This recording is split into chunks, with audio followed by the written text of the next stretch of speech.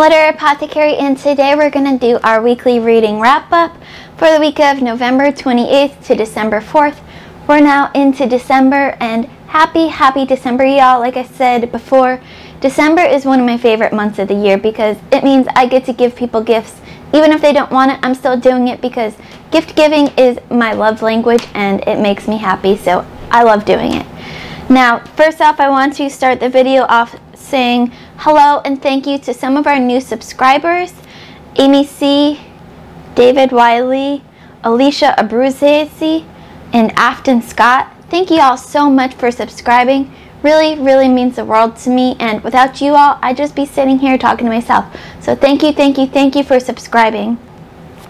Now I have just one quick announcement before we get to the books that I'm reading, and that is that going forward in the month of December, all of my book mail that I get is going to be combined into one video that will come out right before Christmas, probably Christmas Eve, maybe the day before that. I'm just going to film unboxings as I get my books because I can't wait. I don't have that willpower. And just do one big video of unboxings so that way you guys can see the joy that I get when I get books from y'all. Because even though I know I say y'all don't need to give me books, you still are going to do it. So let's make a big thing out of it, and it's going to be super fun. Now, talk about the books that I finished this week.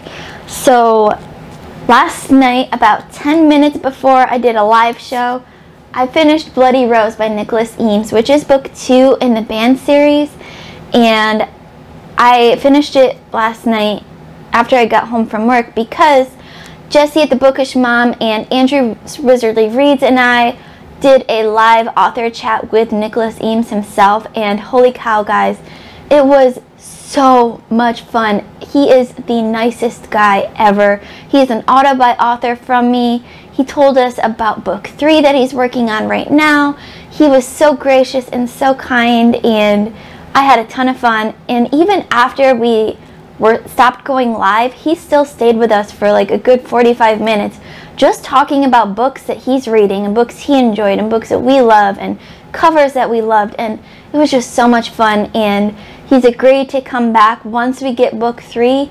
He's agreed to do it again, so I cannot wait, and I'm so excited for book 3. But this book was so good, y'all.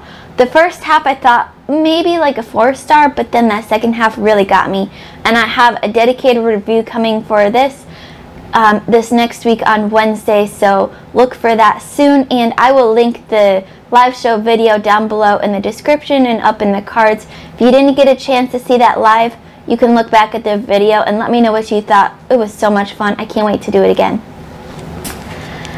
This week's Stephen King short story is The Boogeyman, and this short story brought back a childhood fear of mine. Not necessarily of the boogeyman, but it reminded me of a fear that I had as a kid, which was that I was convinced there were witches hanging in my dresses in the closet, and I could not sleep if the door was even cracked a tiny bit for fear that they were watching me while I slept and they would kidnap me while I slept.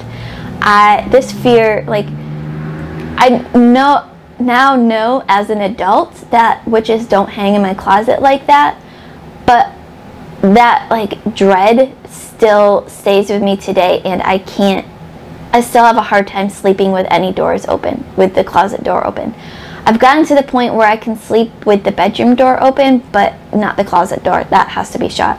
So this short story, The Boogeyman by Stephen King, really brought that childhood fear back to my mind. So thank you, Stephen King, for that. I guess it's kind of what he's famous for, but yeah. And then now that it's December, we have a new essay, a new Joan Didion essay, and I read this morning.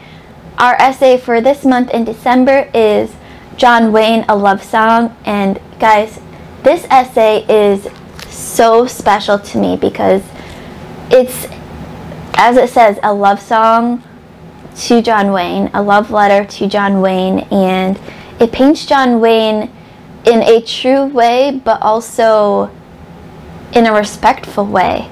John Wayne was not the best person when he was alive. He was machoistic. He was a little bit racist. He was not great, but there's just something about John Wayne that you can't help romanticize, especially when you see his Western movies. And so this essay, John Wayne, A Love Song by Joan Didion, brought back another thing from my childhood. When I was about 6, I used to watch John Wayne movies and Westerns in general with my grandpa all the time. And I remember one day watching Rio Bravo with John Wayne and Dean Martin with my grandpa, and he points to the TV and says, "You need to find a man like that one day to marry." And to my 6-year-old mind, that meant I need to marry John Wayne. And once I got older and I found out John Wayne died years before I was even born from cancer, I was completely devastated. I didn't know how I was going to ever make my grandpa happy because I couldn't marry John Wayne, and I was devastated, 100% devastated. And this essay brought back that memory for me, and it was great. It was really, it just reminded me of those days, those innocences where you can see a person and just think whatever you want to think about them. So Joan Didion did an excellent job of capturing that magic of John Wayne, especially watching him as a kid.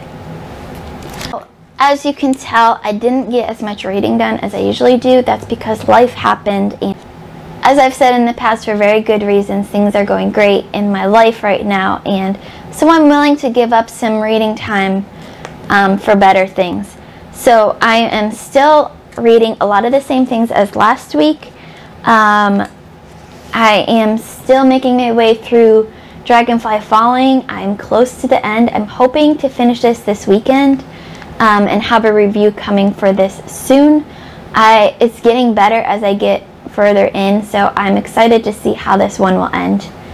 I am still making my way through, like I said, Night Shift by Stephen King. We're doing 1 short story to 2 short stories a week, so we're still plotting our way through that. Still making my way through Dead Woman Scorned, which now that I have finished Bloody Rose, I'll be getting back to that during work as my ebook, and I'm still really enjoying that one. Still making my way through the audiobook of Anna Karenina, and that one is surprising me also. And of course, still making my way through Go Tell the Bees That I'm Gone by Diana Gabaldon, and this book is just so special.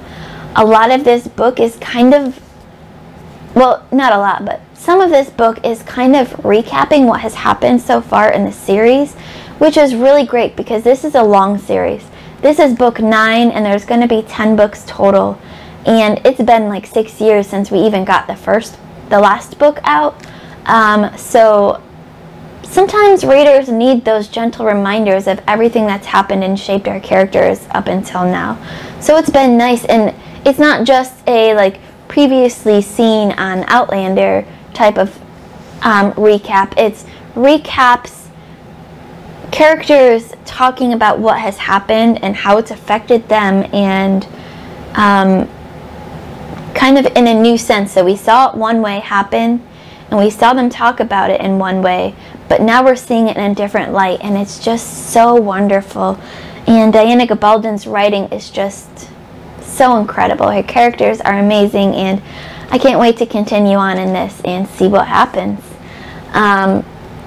So then the book that I'm going to be starting later today, once I get done with all the stuff I have to do today, is finally, you guys have heard me say this for weeks and weeks and weeks now, but finally I am actually going to be starting Jonathan Strange and Mr. Norwell for real this time. I'll be starting it tonight, and I'm so excited for this. I will finally start it, finally read it, so I can finally join in that discussion.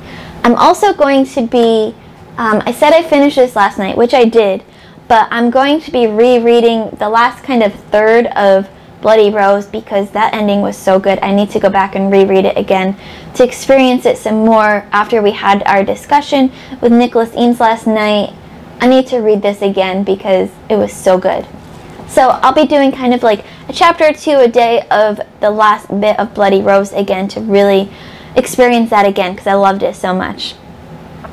My next reads will be Jade War by Fonda Lee, Frankenstein by Mary Shelley, Return of the King on audiobook by J.R.R. Tolkien, and Anathema by Neil Stevenson, which will be my next ebook read. Oh, well, hello there. I didn't know you were there, but welcome, and while I have you here, let me tell you about the new mustache style that I have. So this is called Fu Manchu mustache, and a little bit of history about this mustache. This was invented by Chow Wang, a black belt who made his living choreographing stunts for Hollywood blockbusters. During a karate chop frenzy, he sheared his own stash into thin lines, thus creating this famous style. So this was the Fu Manchu mustache. That's my weekly reading wrap up for this week. Let me know what you guys read this week, what you're looking forward to reading next week. Don't forget to like, comment, subscribe, and hit that notification bell so you get notified every time I have a new video coming out. Keep reading, and I love you all to the moon and back. Bye.